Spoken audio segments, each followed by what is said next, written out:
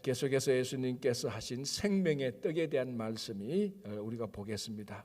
지난번에도 말씀드렸다시피 요한복음의 특징이 이제 오늘 요한복음 6장에도 그대로 나타납니다. 기적적 표적이 일어나고 이 표적에 대한 우리말로 하면 영적 말씀, 그 표적의 신앙적인 의미, 영적인 말씀을 예수님께서 길게 설명을 하는 겁니다. 그래서 제가 처음 말씀을 드렸던 것이 사복음서 가운데서 요한복음이 가장 쉽기도 하고 가장 어렵기도 합니다. 어떤 사람한테는 이 요한복음만큼 쉬운 성경책이 없다라고 말을 하고, 어떤 사람은 이것이 가장 어렵다고 말을 합니다. 그 키는 오늘 사실 요한복음 6장 이 생명의 떡을 이해하느냐 이해하지 못하느냐 여기에 달린 것하고도 마찬가지다. 한마디로 말씀드리자면, 가장 쉽게 말씀드리자면, 예수님께서 하나님의 아들이심을 믿고 고백하는 자들에게는 요한복음 말씀이 너무너무 쉽습니다. 이거 예수님이 하나님의 아들이고 예수님이 생명의 떡이고 예수님이 참된 빛이고 예수님께서 이 땅에 오신 그리스도께서 예수님이 그리스도에 대해서 하나님의 아들에서 증명하는 것, 그 말씀하시는 것, 그거는 뭐 너무 쉽게 우리들에게 받아들이는데, 이걸 믿지 못하는 사람들은 여기서부터 한 발자국도 더 나가지 못하게 되는 것입니다. 이제 그런 모습들이 오늘 이 본문의 예수님의 설명과 다른 사람들과의 대화에서도 그대로 나타나는 겁니다. 자, 41절만 봐도 금방 나타나는 거죠. 41절, 자기가 하늘에서 내려온 떡이라 하심으로 유대인들이 예수에 대하여 수군거려. 자, 예수님이 진짜 생명의 떡이고 그리스도이시고 하나님의 아들인 것을 믿는 자들에게는 이거는 당연히 믿고 고백하고 받아들여야 되는 겁니다. 자, 그런데 그걸 이제 인정하지 못하는 유대인들이 예수에 대해서 수군수군합니다. 아니, 하늘에서 내려온 떡이라고? 떡은 둘째치고 자기가 하늘에서 내려온 자라고? 뭐 이런 고민들, 이런 거 가지고 이제 수군수군하는 겁니다. 야, 떡이라 그러잖아. 생명의 떡이잖아. 생명의 떡 그거 뭐냐? 그런데 하늘에서 내려왔대. 야, 쟤 천사냐? 이제 뭐 수군수군한 겁니다, 우리처럼. 자, 42절, 이르되 이는 요셉의 아들 예수가 아니냐? 그 부모를 우리가 아는데 자기가 지금 어찌하여 하늘에서 내려왔다 하느냐? 충분히 수군거리죠. 왜냐하면 이 사람들은 이 예수님이 나사렛 출신이고, 왜냐하면 이 지역이 지금 갈릴리 지역 아닙니까? 여기 보면은 자, 59절 보시기 바랍니다. 이 말씀은 예수께서 가버나움 회당에서 가르치실 때에 하셨느니라. 이 말씀을 갈릴리 가버나움이니까, 갈릴리 가버나움은 곧 나사렛하고 우리가 뭐 만약 운전해서 가면은 한 20분 뭐 금방 가는 겁니다. 20분 걸리겠나? 뭐 직선거리로 가면 아주 가까운 거예요. 그러니까 이 가버나움에 있던 사람들이, 이미 예수님께서는 또 가버나움에서 많은 기적도 행했고 이미 그 예수님이 그쪽에 소문이 다 퍼졌습니다. 그래서 이 예수님의 아버지가 저 나사렛 출신 요셉이라는 걸 다 알고 있는데, 자기가 하늘에서 내려온 떡이다라고 말하니까 사람들이 수군수군거리죠. 아니, 이 사람 우리가 요셉의 아들인 줄 다 아는데 자기가 하늘에서 내려왔대. 이 무슨 말이냐? 거짓말이냐? 아니, 무슨 의미가 있는 거냐? 이제 수군수군거리고 이제 뭐 이야기가 이쪽으로 갔다 저쪽으로 갔다 하기 시작하는 겁니다. 자, 이게 이제 이 사람들한테는 그게 너무 어려운 겁니다. 그러나 예수님이 생명의 떡인 줄 믿는 사람들한테는 수군거릴 이유가 없는 것이죠. 그렇죠? 자, 예수님께서 하늘에서 내려왔다라고 고백을 할 때 이 사람들은 그 하늘에서 내려온 것에 대해서 받아들이지를 못하고, 또 하늘에서 내려온 자는 하늘에 속한 자입니다. 제가 앞에서도 말씀드렸다시피 땅에 속한 자가 하늘에 속한 것을 아무리 받아들이려고 해도 받아들일 수가 없습니다. 이거는 우리 말하면 어떤 지역적이기보다 경계적인 특징의 사람들이 가지고 있는 제한적인 경계적인 그 특성 때문에 자기의 경계 밖에 있는 것을 경험하지 않는 이상은 머리로서는 알 수가 없습니다. 그러니까 우리가 땅에 속한 일반적인 사람들이 하늘에 속한 것에 대한 얘기를 해줄 때, 그에 대한 믿음이 없을 때 또는 경험이 없을 때, 자, 이 사람들이 뭐 그 경험은 있을 리가 없죠. 땅에 속한 사람들이니까 그 경험이 없고, 당연히 믿음이라도 있으면 받아들이는데 믿음도 없고 경험도 없으니 하늘에서 내려온 떡이라고 말할 때 수군거릴 수밖에 없는 것입니다. 도저히 받아들일 수 없는 것입니다. 어떻게 보면은 이것이 진짜 우리 신앙의 본질입니다. 우리는 이 땅에 살고 있지만 믿음으로 하늘에 속한 자가 되는 겁니다. 그래서 요한복음을 전번에 어떤 분이 이렇게 말씀하셨어요. 요한복음을 읽고 이 요한복음에 나온 예수님의 말씀이 믿겨지면 이거는 참 신자고, 이걸 읽어보고 요한복음 이래 아직까지도 내하고는 좀 안 맞네라고 이렇게 생각되면 아직까지 덜 신자라는 겁니다. 안 신자는 아닌데 덜 신자라고 말을 하더라고요. 이 요한복음 읽고 이것만큼 쉬운 게 없네. 그렇지, 예수님께서 하늘의 뜻이고, 예수님께서 생명의 뜻이고, 다 생명의 뜻이고 참된 빛이고, 예수님께서 선한 목자고, 그거 다 맞잖아. 그게 이제 믿겨지면은 이제 참된 신자가 되는 겁니다. 그래서 이 사람들이 이 땅에 속한 사람이 하늘에서 내려온 자에 대한 얘기를 들으니 수군거릴 수밖에 없는 겁니다. 자, 이제 43절, 44절. 예수께서 대답하여 이르시되 너희는 서로 수군거리지 말라. 나를 보내신 아버지께서 이끌지 아니하시면 아무도 내게도 올 수 없으니. 자, 이건 이미 앞에서도 한번 얘기했던 적입니다. 아버지께서 내게 주시는 자는 다 아버지께서 내게 주시는 자는 예수님께로 다 온다고 말했습니다. 그때 제가 말씀드린 것은 인간이 구원받는 것은 전적으로 하나님의 소관이고 하나님의 인도하심이고 하나님의 능력에 달린 거라고 말했습니다. 자, 우리가 오늘 아침에 일어나서 내가 오늘 새벽 기도 가야지 하고 이렇게 다 왔습니다. 여러분들의 결단과 여러분들의 생각으로 다 온 겁니다. 자, 그러나 그 배후에, 전체적인 우리들의 삶의 배후에 하나님께서 우리를 이까지 아침에 일어나서 이까지 이끌지 아니하시면은 우리는 이까지 오지 못했다는 것을 고백하는 사람들입니다. 물론 내 생각과 내 결단으로 내가 걸어와서 내가 운전해서 왔지만 이 모든 배후에 하나님께서 나를 이끌었기 때문에 우리는 오늘 이까지 와서 새벽 기도를 드린다는, 우리는 고백하는 사람들입니다. 이게 또 같이 구원하고 마찬가지. 내가 똑똑해서 예수를 믿었나?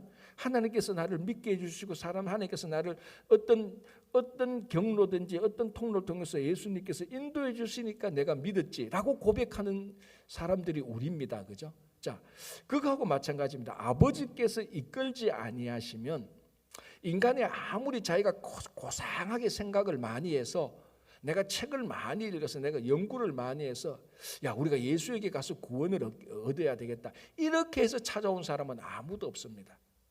먼저 하나님 쪽에서 사람을 통해서 인도를 하시든지, 아니면 다른 말로 하면 하나님께서 어떤 한 사람의 눈을 열어서 하나님께서 완전 계시를 보여주시든지, 아니면은 어떤 자연적인 특별한 사건을 통해서 그 사람에게 충격을 주든지, 어쨌든 방법은 여러 가지입니다.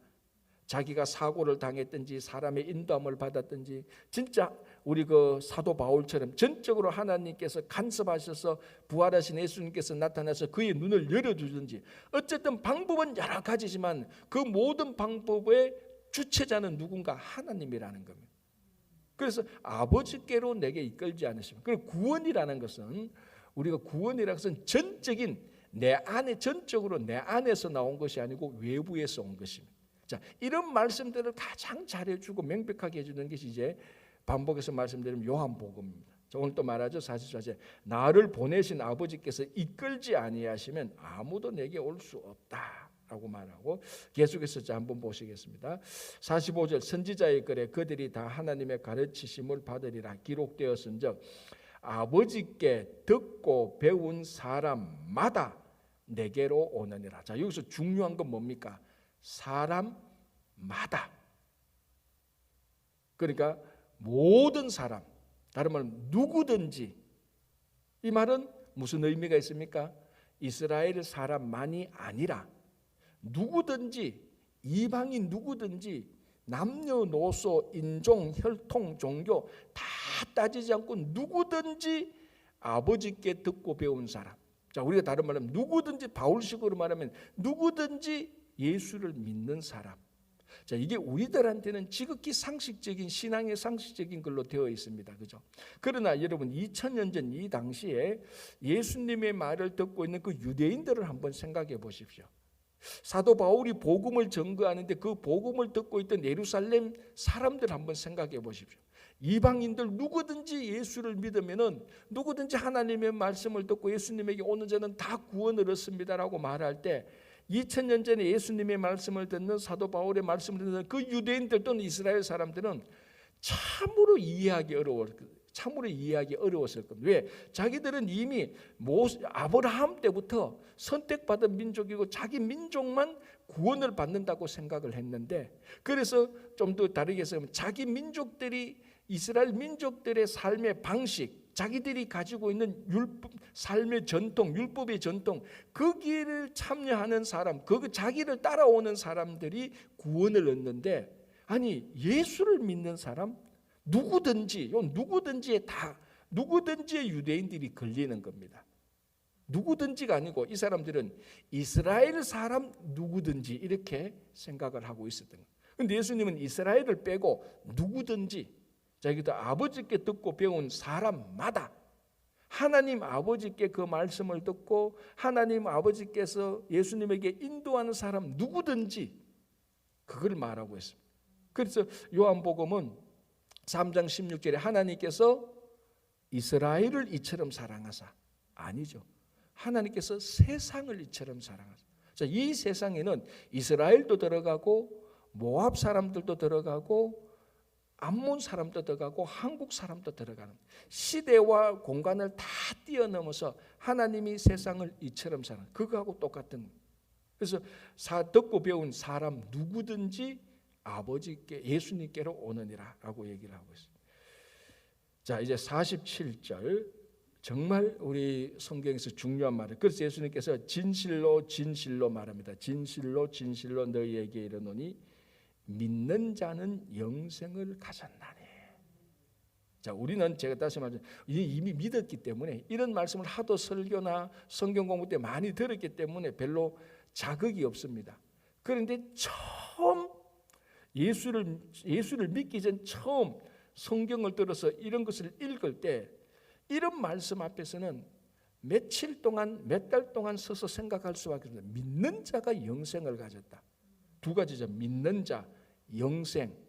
자, 이 영생, 영원한 삶은 인류 역사 이래로 모든 인류가 가장 강하게 꿈꿔왔던 겁니다. 자, 지금도 우리가 100세 시대라고 말을 하고 좀 있으면 이제 120시대 이런 말도 가끔 들립니다. 이제 100세 시대라고 말을 하니까 야, 100세 시대면 뭐 하냐? 건강하게 100살까지 살아야지. 이제 그런 얘기가 나옵니다. 옛날에 뭐 다 아시는 얘기죠. 옛날에는 한갑하면은 뭐 그 동네가 떠들썩했지 않습니까? 한갑잔치 한다고. 그때 한갑잔치 할 때 한갑잔치 하는 그 할머니 할아버지 이미 우리가 말하는 꼬부랑 할머니 할아버지 다 됐습니다. 요즘은 70대도 청바지 입고 운동화 신고 다닌다고요. 그게 사람의 생명이 오래도 되었지만 건강도 많이 좋아졌잖아요. 그죠? 그 100세 시대라고 말할 때 건강 장수 100세 시대지 이렇게 말합니다. 건강. 이제 좀 있으면 120살까지도 나오겠죠. 자, 보십시오. 건강하게 오래 살고, 이게 좀 궁극적으로 더 궁극적인 목표는 어디입니까? 영원한 삶을 가는 겁니다. 영원한 삶을. 그러니까 모든 인류의 궁극적인 가장 강렬한 소망 하나가 있다면 영생입니다. 사실은 영생이죠. 그죠? 그래서 우리 뭐 너무 잘하는 대로 오죽했으면 최고의 권력을 가진 진짜 그 진시 황제의 꿈이 불로장생이었겠습니까? 그죠? 그러니까 늙지 않고 건강하게 영원히 살겠다. 그래서 자기 밑에 신하들 얼마나 많이 죽였습니까? 불로초 찾아오라고, 못 찾아오면 죽이고. 자, 그게 영생인데 우리가 영원한 생명이 모든 인류의 궁극적인 소망입니다. 자, 그 소망을 말하는 겁니다. 영생을 가졌다. 누가? 믿는 자가. 자, 물론 대상은 예수 그리스도죠. 그래서 그 앞에서 진실로 아까 제가 앞에 지난주에도 말했지만 예수님께서 좀 강조하고 싶고 중요하다고 말을 하려 치면은 앞에 진실로 너희에게 이르노니. 지난 야외 예배 때 가라사대 게임 있는 거하고 똑같습니다. 다른 말은 안 믿어도 가라사대 하면 믿어야 됩니다. 성경에 다 믿어야 되지만 진실로 말하면 진실로 믿어야 되는 겁니다. 자, 진실로 너희에게 이르노니 믿는 자는 영생을 가졌다. 그래서 우리 기독교를 우리가 뭐 여러 가지로 말해서 믿음의 종교라고 말하지 않습니까? 누가 영생을 가지냐? 법 없이 착한 사람이 영생을 가지는 게 아닙니다. 가장 인물 잘생기고 능력 있고 나라를 구한 사람이 영생을 얻는 게 아닙니다. 율법을 잘 지킨 사람이 영생을 얻는 게 아닙니다. 믿는 자가 영생을 가졌어요. 믿음이란. 그래서 가만히 우리가 좀 더 생각해 보면은 이 믿음이라는 것이 가장 모든 인류에게 영생을 가질 수 있는 가장 평등한 신앙의 기회를 줍니다. 자, 만약에 착한 사람이 영생을 가졌다라면은 성질 좀 더러운 사람은 어떻게 영생을 가지겠습니까? 그것도 불공평합니다. 나는 태어날 때 좀 성질이 좀 더럽게 태어나서 이거 착하게 못 살겠다. 그것도 보면 선천적 불평등이 어떻게 보면 그 업적을 많이 이룬 사람, 그럼 능력 없는 사람은 영생을 못 가지게. 율법을 잘 지키는 사람, 여러분 사람이 체질적으로 뭔가를 잘 지키는 사람이 있고 지키기에 굉장히 불편한, 우리가 흔히 말하는 자유로운 영혼들이 있습니다. 이것도 불평한 거예요. 그러니까 사람의 체질이나 사람의 어떤 환경이나 그 사람의 능력이나 출생이나 출신이나 인종이나 혈통에 따라서 우리가 만약에 업적이나 성품이나 능력이나 율법에 따라서 영생을 가진다 그러면 이 모든 지금 제가 말씀하신 모든 항목들은 다 원칙적으로 불평등한 겁니다. 그러나 가장 평등한 신앙의 기회가 있습니다. 그게 뭡니까? 그게 믿음입니다. 여러분 아무리 돈이 없어도 믿음은 가질 수 있잖아요. 여러분 믿음이라는 것은 성질이 더럽고 착한 사람이고 그거 상관없습니다. 자, 여러분 이건 잘 생각하셔야 돼요.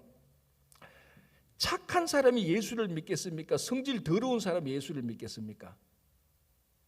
뭐 여러분 자신 생각해 보면 되지 뭘 그걸 생각. 나는 성질이 더러운데도 예수를 믿어. 맞아요. 사람들이 뭘 착각하는가 하면은 사람이 착하면은 예수님이 그리스도라는 것을 잘 믿는다는 착각이 있어요. 여러분 성품이 착하다고 해서 예수님이 메시아라고 더 잘 믿는 것은 아니에요. 이게 우리가 윤리 도덕적 착각 속에 빠진 겁니다. 성질이 나빠도 굉장히 고집스러워도 예수를 잘 믿을 수, 예수님이 그리스도라는 것을 잘 믿을 수 있어요. 우리가 증거하잖아. 우리가 그런 사람이잖아. 그렇잖아요.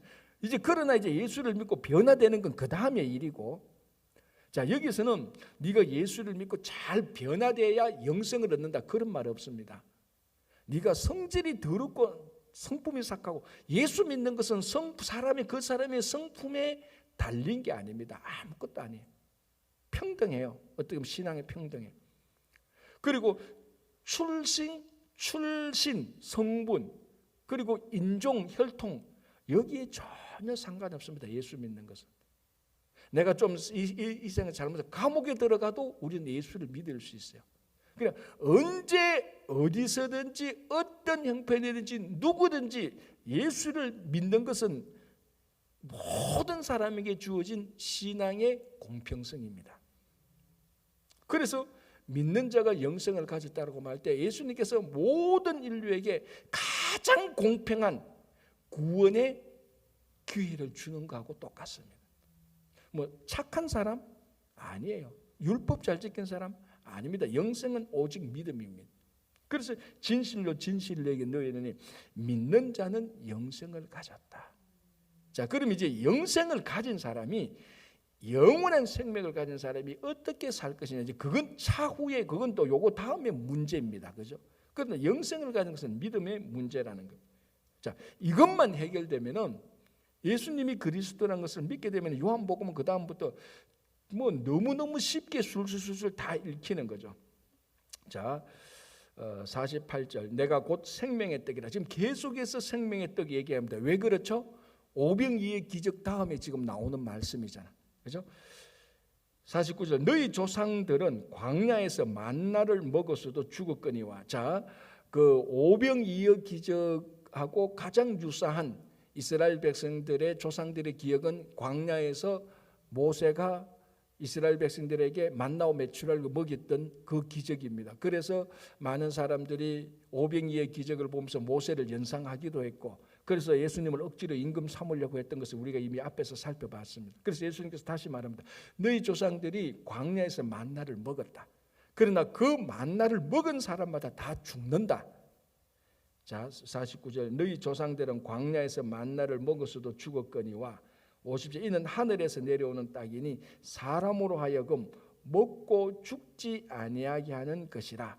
나는 하늘에서 내려온 살아있는 떡이니 사람이 이 떡을 먹으면 영생하리라. 내가 줄 떡은 곧 세상의 생명을 위한 내 살이니라 하시니라.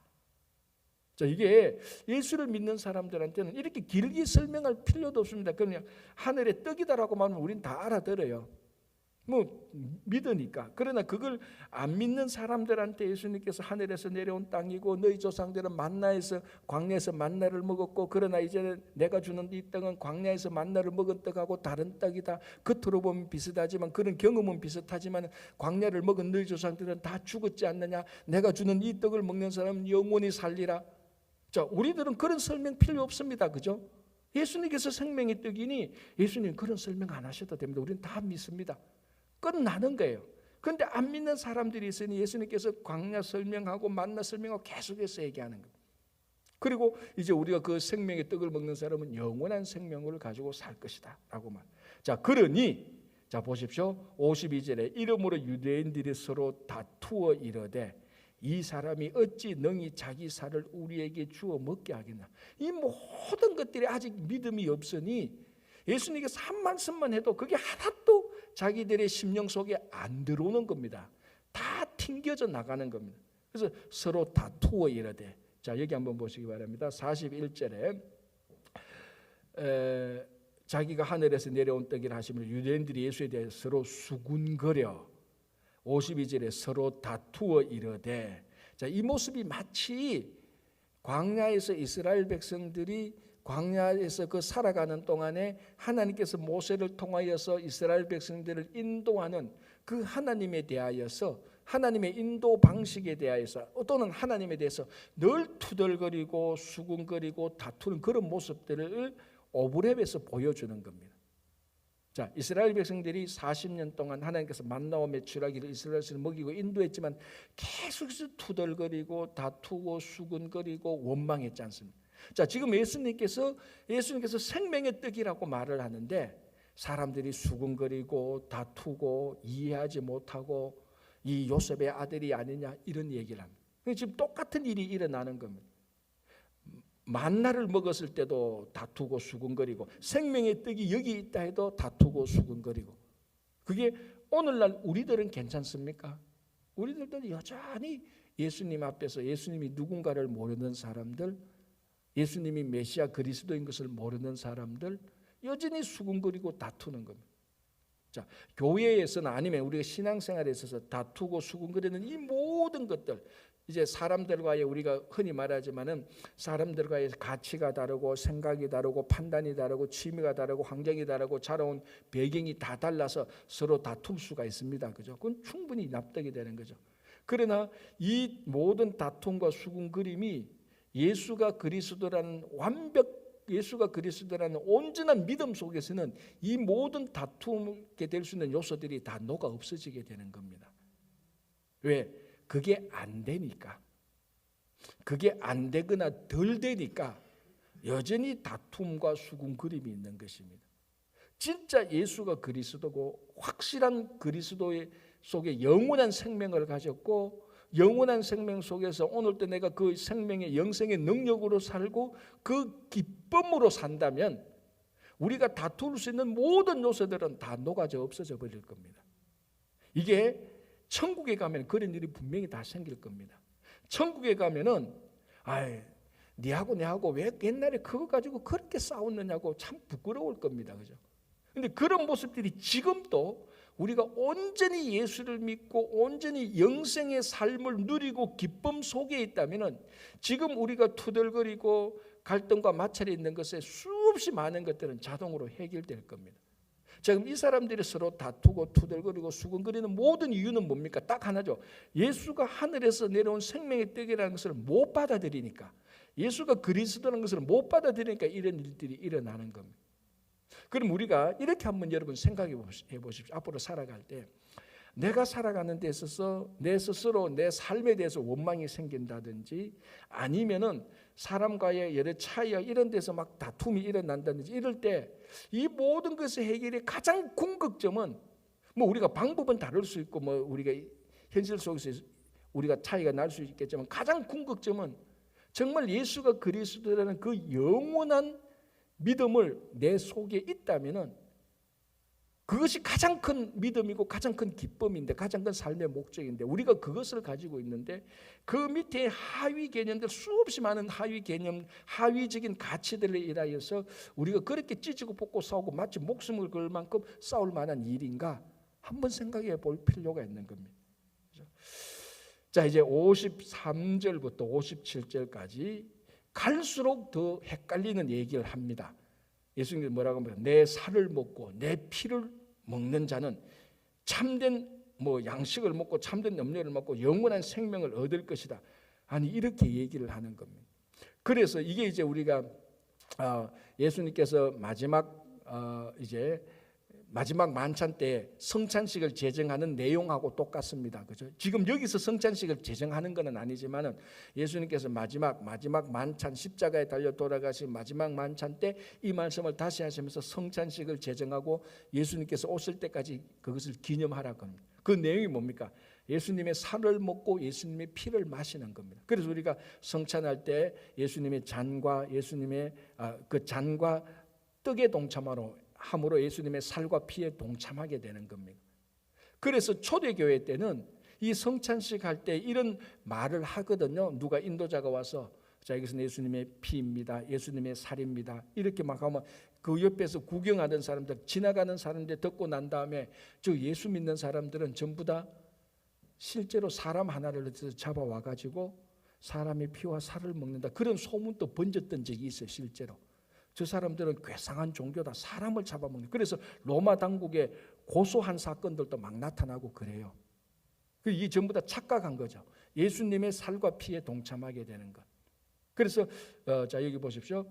56절 내 살을 먹고 내 피를 마시는 자는 내 안에 거하고 나도 그의 안에 거하나니. 예수님의 살과 피에 동참하는 자는 나도 그 안에 나도 예수님 안에 예수님도 내 안에 함께 이제 동행하고 진짜 정말 하나가 되는 것입니다. 자, 우리가 여러분 옛날 무협지나 한국이나 중국 이런 데 드라마 보면은 서로 친형제가 아닌데 형제 관계를 맺을 때 동맹 관계를 맺을 때 어떻게 합니까? 그렇죠.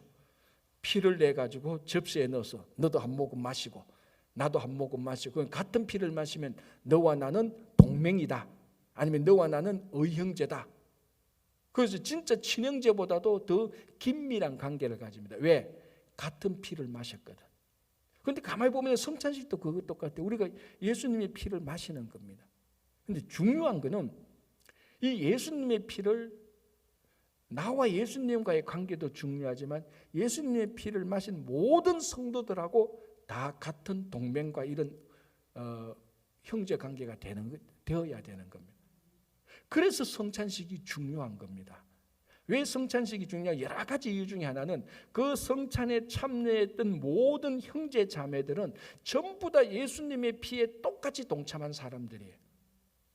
그러면 다 예수님의 피로 인하여서 신앙의 동맹을 맺은 사람들입니다.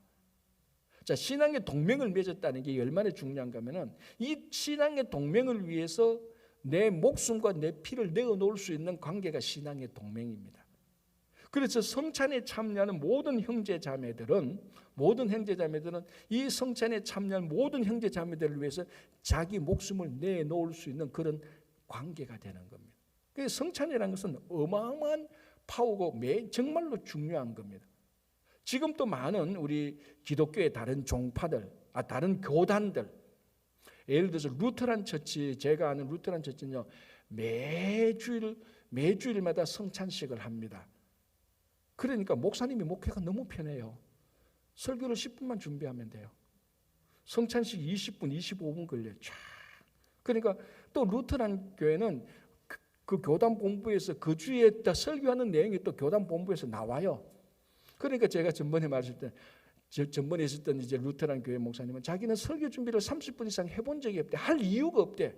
성찬식 25분에서 또 성도들이 많이 올 때는 성찬식이 더 길어져. 그렇잖아요. 부활절 이럴 때는 성찬식 자체도 모자라요. 사람들이 워낙 많이 오니까. 자, 이게 지금 이제 그건 이제 하나의 에피소드인데, 그만큼 성찬식을 매주 할 만큼 성찬식은 중요한 이유가 그 성찬에 참여한 모든 형제 자매들을 한 동맹으로 맺어줍니다. 그 동맹의 주인이 누구냐? 예수 그리스도라는 거예요. 그래서 우리 개신교가 이제 문제는 이제 이 성찬식이 예수 그리스도를 주님으로 하는 동맹 의식이 매주 매일 하다 보니까 습관적으로 되는 거예요. 동맹 의식이 없는 거예요. 그래서 그냥 진짜 부정적으로 습관적으로 가는 거예요. 그러니까 예전을 하면은 성찬식 그냥 떡 먹고 나오는 거예요. 아무런 변화도 없고 아무런 말씀도 없고 아무런 하나님의 은혜도 없는 그런 이제 행편이 되면서 종교가 타락하면서 이제 뭐 말틴 루터나 칼뱅이나 이런 사람들이 이제 종교 개혁을 하면서 하나님의 말씀의 종교로 개혁을 하는 거죠. 그게 오늘날 우리 개신교의 원형입니다. 자, 어쨌든 이건 교회사지만은 이 예수님의 살과 피에 함께 동참하는 성도들은 같은 피를 마시고 같은 살을 가진 사람, 신앙의 동맹입니다. 그래서 같은 성찬에 참여한 형제자매들은 너무너무 신앙의 새로운 가족이 되어서 중요한 것. 이걸 우리가 앞으로 계속해서 성찬할 때마다 여러분들이 많이 기억해 주시면 좋을 것 같습니다. 자, 이렇게 이제 갈릴리 가버나움에서 이 생명의 떡에 대해서 말씀을 하셨습니다. 그런데 반응이 어떻습니까? 60절 제자 중, 자 여기서 제자는 12제자를 의미하는 게 아닙니다. 예수님의 제자 보면 최소한 12명이 있었고 70명 제자 그룹도 따로 있었습니다. 그리고 때로는 어떨 때는 예수님에게 많이 찾아오는 사람들을 군중이라고 말하기도 하고, 때로는 그 다양한 그룹들을 어떤 본문에서는 그냥 예수님과 함께 동고동락하는 그런 제자의 의미가 아니고 예수님에게 찾아오는 사람이라는 의미에서 제자라는 말을 할 때도 있습니다. 그래서 60절에 여기서 제자 중은 아주 다양한 넓은 의미에서 제자입니다. 12제자가 아닙니다. 자, 그런 제자 중 어떻게 보면 군중들이라고 말할 수 있습니다. 무리 중 여럿이 듣고 말하되 이 말씀은 어렵도다. 누가 들을 수 있느냐 한데. 자, 예수님의 살과 피를 먹어야 영원한 생명을 얻고 뭐 나도 너 안에 함께 너도 나 안에 함께. 이러니까 이 사람들이 이것은 너무 어렵다. 우리가 조상들이 주는 우리 조상들이 만나에서 광야에서는 만나를 먹었다는 말은 들었지만 하늘에서 내려온 생명의 떡인 예수의 살과 피를 먹어야 된다 이렇게 말하니까 너무 어렵도다라고 말하죠. 그래서 제가 요한복음 말씀드린 것처럼 그 사람들은 참 어떻게 예수를 믿지 않는 사람들한테는 이것만큼 어려운 게 없었을 것입니다. 자, 보십시오. 61절에 예수께서 스스로 제자들이 이 말씀에 대하여 수군거리는 줄 아시고 그 무리들이 수군거리는 줄 아시고 이르시되 이 말이 너희에게 걸림이 되느냐. 이 하나님의 말씀이, 다시 말하면 이 말씀의 내용, 예수가 생명의 떡이고 예수님의 살과 피에 동참하는 자들이 예수님과 함께 하게 되고 가장 신앙의 본질적 이것이 너희에게 걸림이 되느냐. 걸림이 뭡니까? 헬라어로 스칸달론. 이게 영어로 스캔들. 스캔들은 걸려서 넘어지는 겁니다. 자, 이 말이 뭡니까? 예수님이 생명의 떡이라는 말. 이 말이 너희들에게 스캔들이 되느냐, 너희들에게 방해물이 되느냐는 것. 자, 오늘 또 얼마나 많은 사람들이 교회에 오는 사람들조차도 이 말에 방해물이 되는 사람들, 이 말에 걸려 넘어지는 사람이 얼마나 많습니까? 뭐 새벽에 나오신 분들은 그렇지 않을 겁니다. 새벽에 이 말에 걸려 넘어지는 사람들이 새벽에 나올 리는 없죠, 사실은. 그죠? 그러나 정말 우리가 세상 사람들은 물론이거니와 아직까지도 그냥 교회에 나오는 사람들 가운데 예수님이 진짜 그리스도고 예수님을 믿는 자가 영생을 가졌고 이분이 생명의 떡이고 이 말이 내게 걸림이 된다는 사람들이 전혀 없지는 않을 겁니다. 자, 여러분들이 어떠세요? 이 말이 정말 걸림이 됩니까? 아니죠. 걸림이 되면 안 되는 겁니다. 그죠? 자, 이제 그러면서 말을 합니다. 뭐 사실은 좀 같은 말입니다. 앞에서 했던 말인데요. 자, 한번 보십시오. 자, 67절로 바로 넘어가겠습니다. 66절로 바로 넘어가겠습니다. 그때부터 그의 제자 중에서, 이거는 12제자가 아니라 그렇습니다. 많은 무리들 중에서 많은 사람이 떠나가고 다시 그와 함께 다니지 아니하더라. 어떤 사람들? 이게 걸림이 된 사람들. 예수님이 자기 삶에 걸림이 된 사람들. 자, 이 사람들 누굽니까? 예수님께서 기적을 베푸시니 표적을 베푸시니 그 표적을 보고 찾아왔던 사람들입니다. 찾아와서 보니 오병이의 기적을 베풀고 그것까지 먹는 것까지는 좋았는데 예수님의 말씀을 들어보니 자기가 생명의 떡이고 자기가 하나님의 아들이고 이 떡을 먹는 자는 나와 함께하고 믿는 자는 영생을 가졌고 이게 안 들어오는 겁니다. 걸림돌이 되는 겁니다. 그래서 그 사람들 중에 많은 사람들이 예수를 떠나가고 다시 다니지 않았습니다. 자, 모든 사람들이 예수님에게 한두 번쯤은 옵니다. 한두 번쯤은 오지만 영원토록 예수님과 그 모든 사람들이 항상 예수님을 다 믿고 생명의 떡을 먹고 그 생명의 피를 마시고 그와 함께 동행하는 것은 아니죠. 어떤 사람들은 떠나가고 이렇게 말합니다. 물론 여러분들은 그럴 분들은 전혀 아니지만 우리가 우리 자신을 계속해서 내가 혹시나 예수님의 말씀 어느 하나라도 걸림이 되어서 내 마음이 그 걸림이 되는 말로 인해서 내 삶의 일부분이 떠나 있느냐. 예수님께서 헌신하고 희생하라고 했는데 그거는 걸림이 되어서 헌신과 희생에서는 떠나 있고 물질에는 떠나 있고 내가 누구를 섬기는 데는 떠나 있고 내가 누가 인정 안 해줘서 거기에 딱 걸림이 돼서 그 부분에서는 또 떠나 있고 우리 삶 전체라기보다 우리 삶을 좀 더 디테일하게 볼 때 내 삶의 어느 부분이 지금 예수님에게서 떠나 있는지 한번 되돌아볼 수 있도록.